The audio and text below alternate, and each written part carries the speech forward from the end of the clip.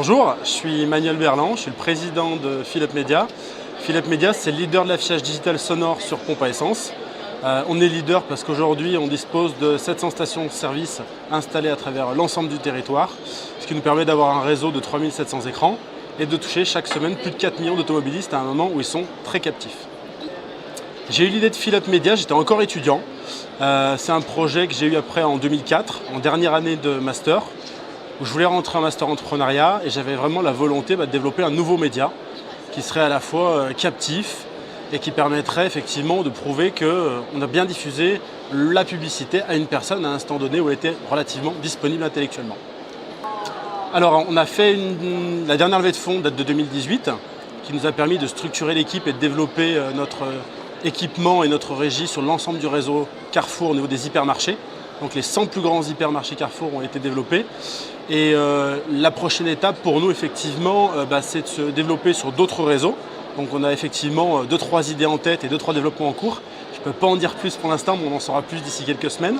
Et notre volonté d'un point de vue vraiment développement humain, ce qu'on peut souligner aujourd'hui, c'est qu'on va passer très prochainement à 41 collaborateurs. Il faut savoir qu'on était 25 en 2018, ce qui fait quand même une belle croissance. Et ça devrait s'accompagner aussi d'une croissance de chiffre d'affaires assez importante. Entre 2018 et 2019, on est passé de 1 à 3 millions d'euros de chiffre d'affaires. Et fin 2019, on espère réaliser 9 millions d'euros de chiffre d'affaires. L'international fait partie de nos axes de développement, effectivement. On a la volonté, on étudie déjà quelques pays européens, notamment l'Allemagne et l'Angleterre. Pourquoi ces pays-là? Parce qu'on a déjà fait effectivement un travail et signé des accords avec des acteurs français ou qui ont des sièges effectivement en France. Et on aimerait développer et déployer nos écrans de la même manière sur ces territoires-là. Ma vision d'entreprise du futur est assez simple et je pense qu'effectivement Philips Media est un natif et vraiment la génération Z qui est née dans cette mouvance-là, qui était effectivement à ses prémices au début, mais on est vraiment né dans cette mouvance-là. Pour moi, l'entreprise du futur, elle revêt 4 aspects. Le premier, c'est qu'effectivement, elle est collaborative. On voit bien qu'aujourd'hui, dans la société, ce qui se passe aujourd'hui d'un point de vue social, les gens ont envie de donner leur avis, les gens ont envie de vraiment de porter leur pierre à l'édifice. Et ça, effectivement, c'est fondamental.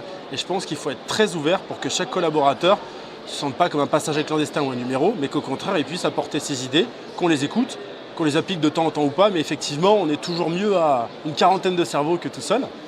Je pense que l'entreprise du futur, elle doit impérativement être créative et avoir cette volonté de se remettre en cause en permanence, d'aller plus loin et de trouver toujours de nouvelles idées. Et surtout quand ça va très bien, parce que c'est à ce moment-là qu'on prépare le futur. Je pense que de manière impérative, elle doit être performante et pousser tous les collaborateurs à la performance, là où il est à l'aise, là où il a envie d'aller, et de vraiment travailler toujours sur l'excellence. On parle beaucoup d'excellence opérationnelle, mais je pense que c'est énormément valorisant pour le collaborateur. Voilà.